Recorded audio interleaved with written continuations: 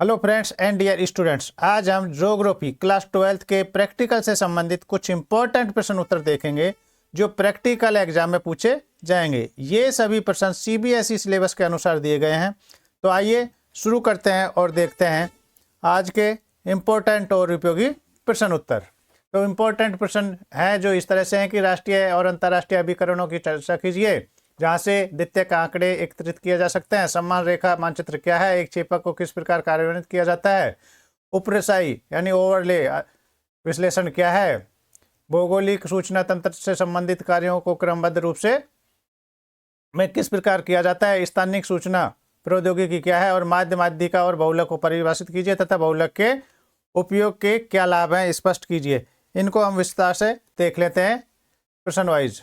तो पहला है कि राष्ट्रीय और अंतर्राष्ट्रीय अभिकरणों की चर्चा कीजिए जहां से द्वितीयक आंकड़े एकत्रित किए जाते हैं। Discuss the national and international agencies from where secondary data can be collected. तो इसको दो तरह से किया जाता है, एक होता है सरकारी संस्थान गवर्नमेंट इंस्टीट्यूट से, और दूसरा होता है सेमी सरकारी संस्थान यानी अर्ध सरकारी संस्थानों से। तो पहला है, ये हम देखते हैं कि सरकारी संस्थान गवर्नमेंट इंस्टीट्यूट से भारत सरकार के विभिन्न मंत्रालयों व विभागों, राज्य सरकारों के प्रकाशन और जिलों के बुलेटिन द्वितीयक सूचनाओं के महत्वपूर्ण स्रोत है। सेकेंडरी जो इन्फॉर्मेशन है उसके इम्पोर्टेंट रिसोर्सेज है। इनके अंतर्गत भारत के महापंजीकर कार्यालय द्वारा प्रकाशित भारत की जनगणना जो इंडियन सेंसस होती है वो, राष्ट्रीय प्रतिदर्श सर्वेक्षण की रिपोर्ट और भारतीय मौसम विज्ञान विभाग की रिपोर्ट, राज्य सरकारों द्वारा प्रकाशित सांख्यिकी सारांश और विभिन्न आयोगों द्वारा प्रकाशित आवधिक रिपोर्ट सम्मिलित की जाती है। आवधिक का मतलब एक निश्चित समय, महीने में, 15 दिन में, 6 महीने में, इस तरह से उसे आवधिक बोलते हैं। अब है अर्ध सरकारी संस्थान यानी सेमी गवर्नमेंट इंस्टीट्यूट। इस श्रेणी में नगर विकास प्राधिकरणों, नगर निगम, म्यूनिसिपल कॉरपोरेशन, नगर पालिका और विभिन्न परिषदों द्वारा जारी आंकड़े होते हैं जो विभिन्न प्रकाशनों व रिपोर्टों के माध्यम से प्राप्त होते हैं। अंतर्राष्ट्रीय अभिकरण जो इंटरनेशनल एजेंसियां हैं, अंतर्राष्ट्रीय प्रकाशनों की वार्षिक रिपोर्ट, ईयरली जो रिपोर्ट होती है। संयुक्त राष्ट्र के विभिन्न अभिकरणों जैसे संयुक्त राष्ट्र शैक्षिक विज्ञान तथा सांस्कृतिक संगठन यूनेस्को, संयुक्त राष्ट्र विकास कार्यक्रम यूएनडीपी, विश्व स्वास्थ्य संगठन WHO, खाद्य एवं कृषि परिषद FAO आदि द्वारा प्रकाशित रिपोर्टों को मोनोग्राफ शामिल किए जाते हैं। संयुक्त राष्ट्र द्वारा प्रकाशित आवधिक प्रकाशन जैसे डेमोग्राफिक ईयरबुक, स्टैटिस्टिकल ईयरबुक तथा मानव विकास रिपोर्ट आदि अंतर्राष्ट्रीय अभिकरणों द्वारा प्रकाशित रिपोर्ट द्वितीयक आंकड़ों में एकत्रित करने के लिए प्रमुख स्रोत हैं। अब नेक्स्ट क्वेश्चन हम देखते हैं कि सम्मान रेखा मानचित्र क्या है और एक क्षेपक को किस प्रकार कार्यान्वित किया जाता है। तो मानचित्र किसी भी भौगोलिक लक्षण अथवा जलवायु तत्वों को, जैसे ऊंचाई, हाइट है, टेम्परेचर है, वायुदाब है, वर्षा और लवणता के समान मानों वाले स्थानों को मिलाने वाली जो काल्पनिक रेखा होती है, इमेजिनरी लाइन होती है, उसे सम्मान आइसोपेलेथ कहते हैं। इनके विशेष उदाहरण समोच्च रेखाएं, समताप रेखाएं, समदाब रेखाएं, समवर्षा रेखाएं, सम गंभीरता रेखाएं, सम भूकंप रेखाएं, सम लवणता रेखाएं, सम दिक्पाती रेखाएं और सममेघ रेखाएं आदि हैं। सम्मान रेखाओं को आइसोलाइन भी कहा जाता है। क्षेपक समान मानों के स्थानों को मिलाने वाली समान रेखाओं का चित्रण ही क्षेपक कहलाता है।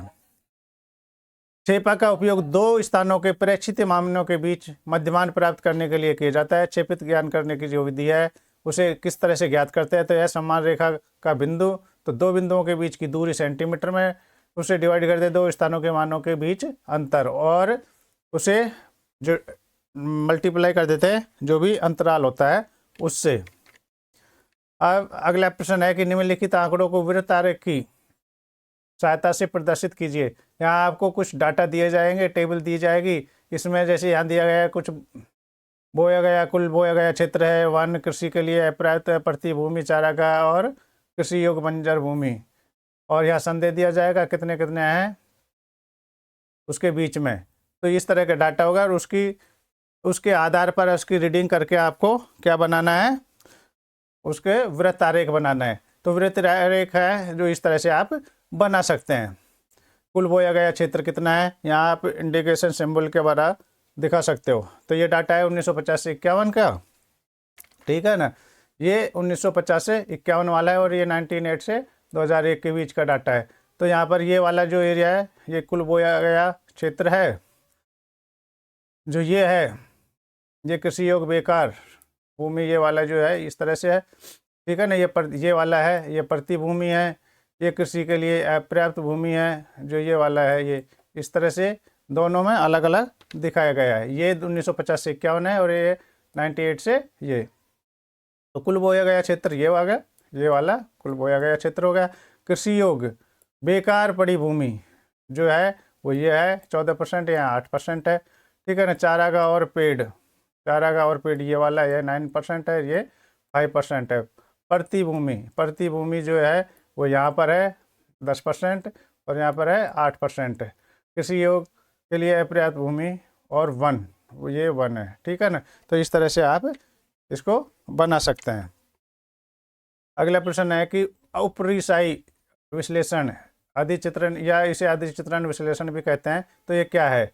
तो व्हाट इज ओवरले एनालिसिस।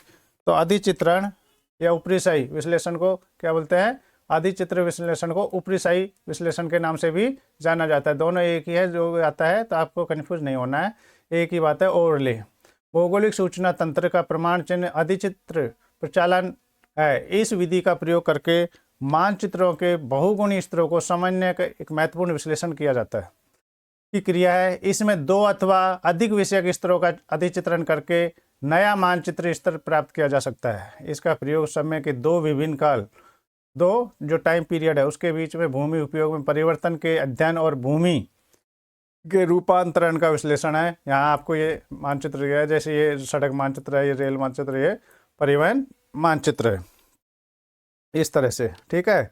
तो ये आप डायग्राम भी बना सकते हो और लिख भी सकते हो जैसे आपसे पूछा जाता है।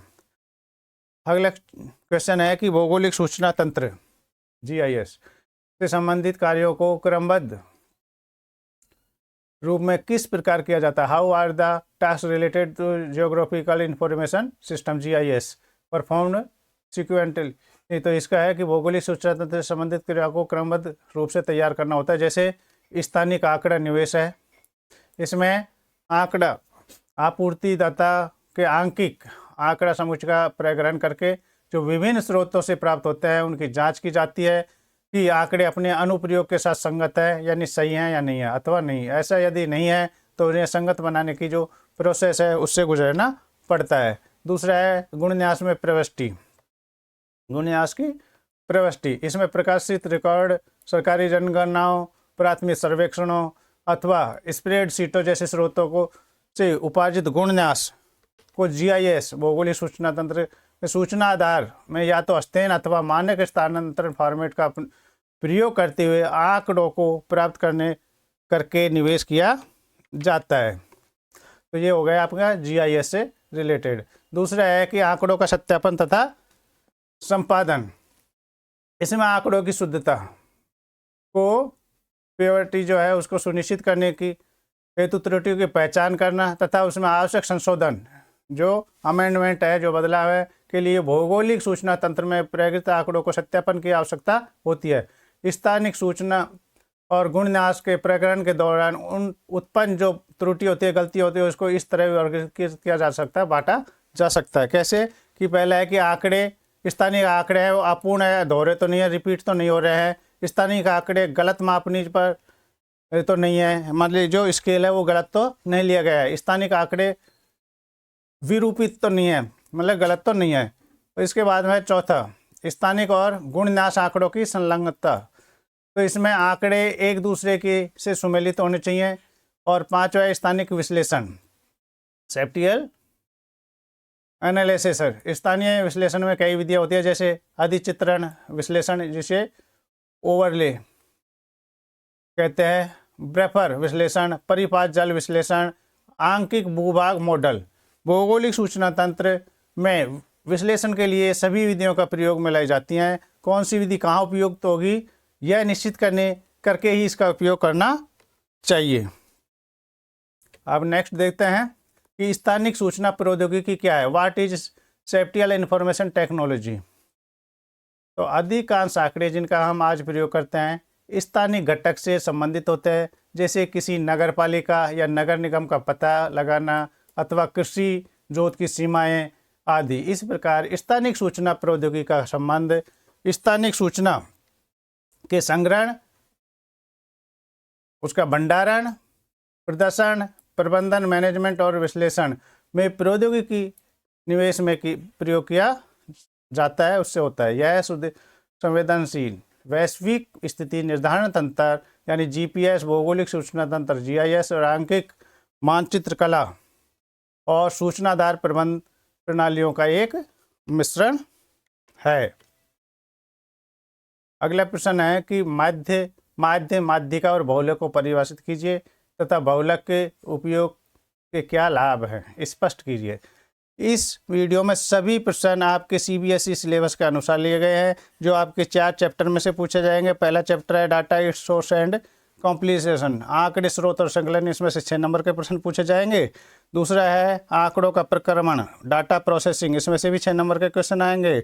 आंकड़ों का आलेखी निरूपण, ज्योग्राफिकल रिप्रेजेंटेशन ऑफ डाटा, इसमें से भी 6 नंबर का। और लास्ट का जो चैप्टर है, चौथा चैप्टर जो किताब में छठे चैप्टर है, स्पेटियल इंफॉर्मेशन टेक्नोलॉजी जीआईएस, स्थानिक सूचना प्रौद्योगिकी, इसमें से 7 नंबर के प्रश्न पूछे जाएंगे। सभी चैप्टर में इसमें कवर किए गए हैं और इनमें से अवश्य ही आपके प्रैक्टिकल में ये प्रश्न पूछे जाएंगे। तो चलो आगे देखते हैं कि माध्यिका और बहुलक को परिभाषित कीजिए तथा बहुलक के उपयोग के क्या लाभ है, स्पष्ट कीजिए। Define mean, median and mode and explain the advantage of using mode. तो माध्य का अर्थ क्या होता है? तो माध्य क्या होता है? एक औसत होता है, एवरेज होता है। दिए गए सभी आंकड़ों के योग में आंकड़ों की जो संख्या होती है उससे भाग देने पर जो प्राप्त संख्या आती है उसे क्या बोलते हैं? माध्य कहते हैं, ठीक है ना, यानी मीन कहते हैं। माध्यिका किसी डेटा सेट की सबसे छोटी से बड़ी तक की जो मध्य संख्या होती है उसे माध्यिका कहते हैं। और बहुलक वह संख्या होती है जो सबसे अधिक बार आती है, यानी रिपीट होती है। किसी भी श्रेणी में जिस मान या मूल्य की सबसे अधिक पुनरावृत्ति होती है वह मान क्या कहलाता है? बहुलक कहलाता है, यानी मोड कहलाता है, ठीक है। अब हम इसकी उपयोगिता के लाभ देख लेते हैं। तो बहुलक के उपयोग के क्या लाभ हैं? तो बहुलक को समझना और गणना करना आसान है, पहला काम। दूसरा है बहुलक चरम मानों को से प्रभावित नहीं होता है, ठीक है। तीसरा है डेटा सेट और आवर्ती वितरण में बहुलक की पहचान करना आसान होता है। गुणात्मक डेटा के लिए बहुलक उपयोगी होता है। और बहुलक पर श्रेणी के चरम मूल्यों या मानों का प्रभाव नहीं पड़ता है। तो ये इसके क्या है? बहुलक के उपयोग के लाभ है। इस तरह से जो ये प्रश्न दिए गए सभी इंपॉर्टेंट हैं, इनमें से आपके प्रैक्टिकल में ज़रूर पूछे जाएंगे, इनको आपको याद करना है, ठीक है, जिससे आप परीक्षा में प्रैक्टिकल एग्जाम में अच्छे अंक ला सके। अगर आपको वीडियो अच्छा और उपयोगी लगे तो वीडियो को लाइक करें, चैनल को सब्सक्राइब करें, यदि नए हैं तो और बेल आइकन के बटन को दबाएं, जिससे आपको इस तरह के और भी इम्पोर्टेंट वीडियो मिलते रहे। मैं आपके उज्ज्वल भविष्य की कामना करता हूं। Thank you for watching my video. Have a nice day.